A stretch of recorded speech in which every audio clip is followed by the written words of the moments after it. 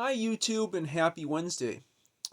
I got my second COVID vaccine shot, the Moderna vaccine, on Saturday, and I had quite a few symptoms over the past few days, so I've been taking a rest from that, but fortunately now I'm feeling better, so I can make videos like this one. Today I'm really excited to share with you my telecom tower nightstand. I set this up because I've been participating in SDF commode increasingly lately, as well as using the voice over IP service, especially for the nightly conference calls, open VoIP, that are broadcast over the internet and on radio. Now, I'll go through the different parts of the nightstand and explain what these do and what their roles are. This is a touch driven lamp.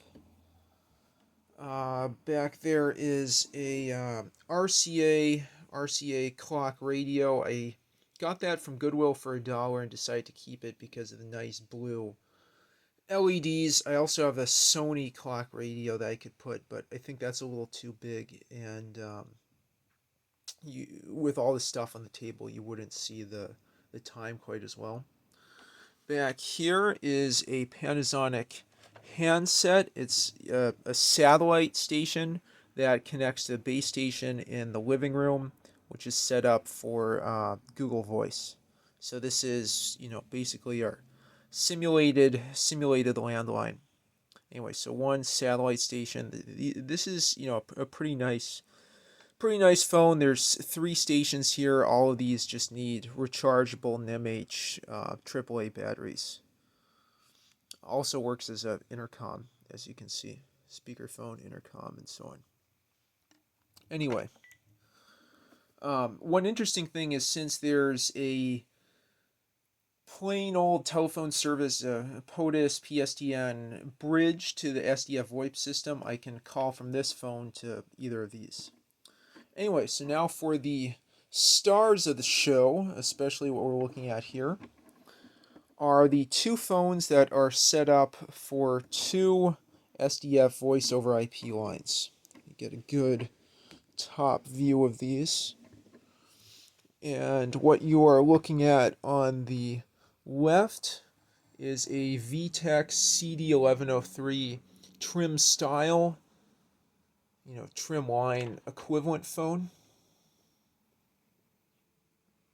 Yeah, you should hopefully hear a dial tone. Yeah, so this was $150 at Goodwill, and it does touch tone and pulse dialing. It doesn't have memories or a mute button, which is unfortunate, but I thought it would be a good ATA test phone. Yeah, you can hear the busy signal there. Anyway, so that was nice for $150 and good positioning, good color difference from the wooden nightstand. And to the right is, I think, my favorite part of this telecom tower. And this is a Western Electric 500DM that my dad got in Boston in the 80s. He lived in Boston in the 80s during AT&T divestiture. And it's a perfectly working rotary phone that we've had ever since. It's avocado green in color. Let's see. I think it was probably built in the late 60s and then refurbished in 1975. Yeah, there you go. You can't really read that, but there's the AT&T symbol somewhere in there. And it works with my ATA, which is pulse dial compatible. You can get incoming and make outgoing calls with this phone, which is amazing. Let's see if you should be able to hear a dial tone. Well, I can at least. Yeah, handset's a bit dirty, but yeah, there's the busy signal since I didn't put in a number. Anyway, let me turn this over real quick to show you when it was refurbished. Oh, the feet are kind of becoming gooey. I'll leave that there.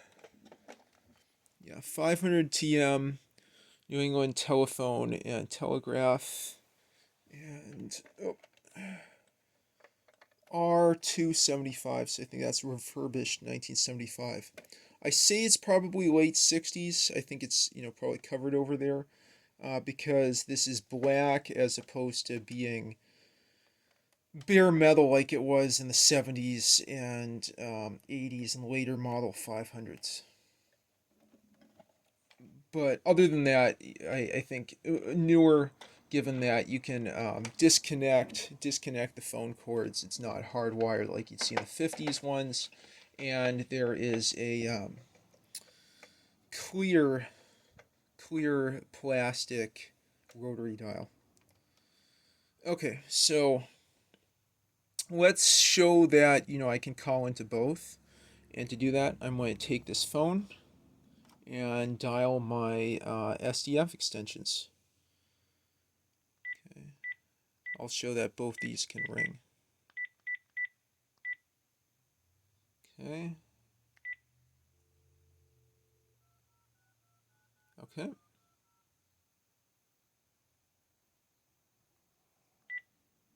Welcome to the SDF Public Access Unix System.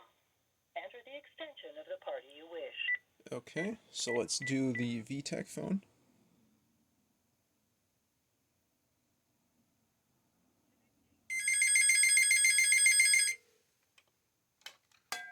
Oops. And that rang. Now for this wonderful DM 500 DM, I'll use the other extension, which I won't give out publicly, and we should hear a very nice ring on that. I'm just very impressed with it. I couldn't believe I'd even get pulse dialing to work with an ATA. There's so few that support it. For those that don't know, ATA is analog telephone adapter. It's a way that you can take your old analog phones and convert them for voice over IP service.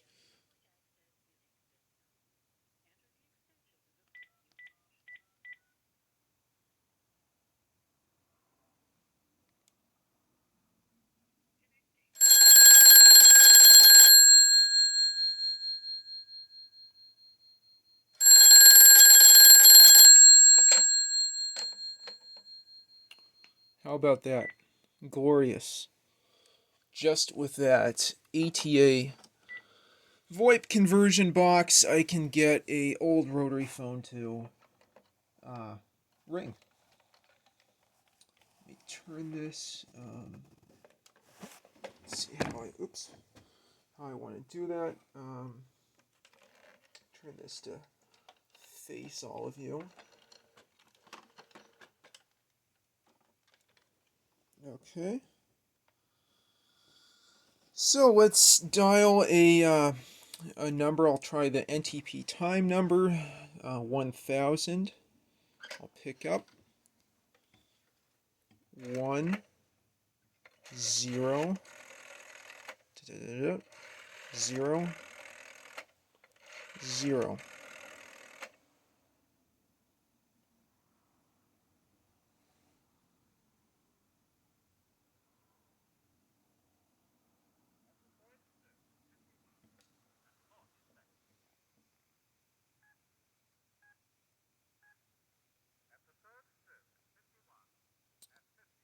Yeah, it's not too loud, but hopefully you can hear that. Yeah, so that's network time. There's also an echo test, which I use to confirm the fidelity of the audio. But anyway, I'm very impressed that I could get this classic avocado green Western Electric telephone that I haven't touched in, I don't know, 15 years since playing with it as a kid, to work with voice over IP. I'm very pleased with that.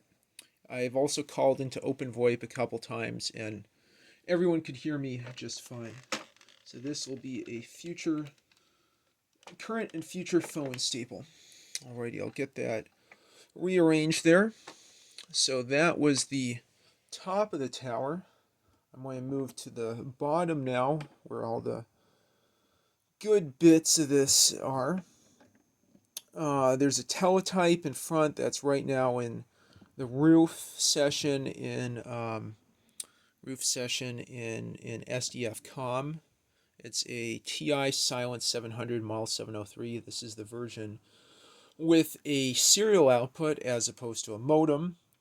It's 300 baud, but for characters being printed on text, that's about as fast as you're going to get. And I'm connecting that through the mess of cables behind there to this Linux tablet that's serving a session on AGETI. I still have to work out things like being able to log into SSH from the terminal and doing Control-C on the terminal. I still have to figure out what AGETI parameters need to be set for that. But anyway, that said, I can log in fine to SDF, and I'll just give everyone an update.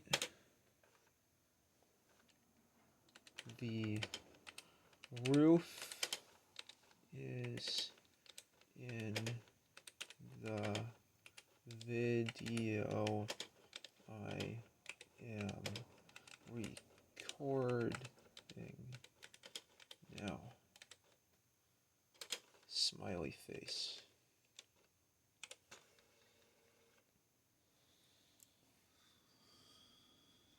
Yeah, it's not as good as the EP44 because you can't see what you're typing as you type it, but I mean for small bits of text and collecting output like this, it's completely fine. And again, just a standard fax paper roll in there as you would expect. Anyway, so that's the teletype for the bottom level of the tower. Now, what was it that gave me that really nice analog telephone conversion, including a pulse dial phone? Well, that is this. A Innomedia MTA6328-2Re XT. I'll probably talk about, unlocking and configuring this in a future video. Flip that, and I'm going to flip it and see if you can see the model name there.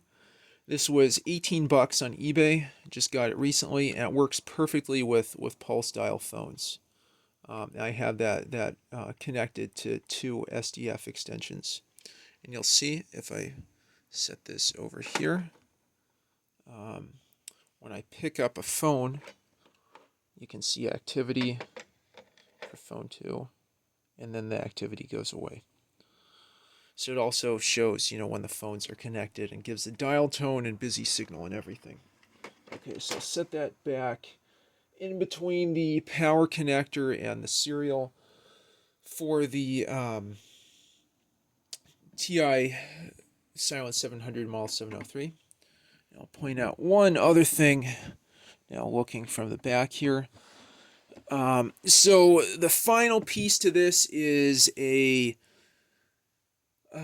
Buffalo AirStation, a DD-WRT router here I got for free from a friend, and that's running in Wi-Fi client mode. It's connected to the main Linksys WRT 1900 AC home router that has excellent coverage, and just creating a secondary bridge to Ethernet, connecting as a client to that access point, and then letting everything else connected via Ethernet connect to that network. That's working quite nicely. I have both the tablet and the ATA connected that way, and it seems to be quite fast and stable. One last thing I just want to mention about the ATA and these phones up here we'll look at from the back is that the phones have really low latency or non-existent latency, which is so awesome. I normally call in with an ES400. I'll also talk about in the future. And when I call in with the ES400, I'll hear a second lag in the echo test between me talking and hearing it come back, but absolutely no delay with the rotary or touchtone phone. So that has been great.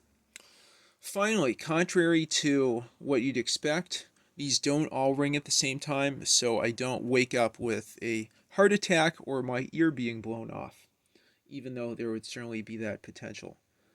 The great thing, though, speaking of ringing, is for this Western Electric is even from a room away, because even though it isn't that loud, it's sort of low pitched. I can hear that from a good distance. And I guess that's sort of surprising, right? Because the ring for this thing is pretty intense, and covers a broad range of frequencies. It's kind of high and low at the same time. Certainly by design. Anyway, so that is my telecom tower nightstand. Bedside access to the SDF universe. And I thank you for watching. Please share your suggestions, your thoughts, your memories, your comments in the comment section down below. And like and subscribe as always. Take care, everybody.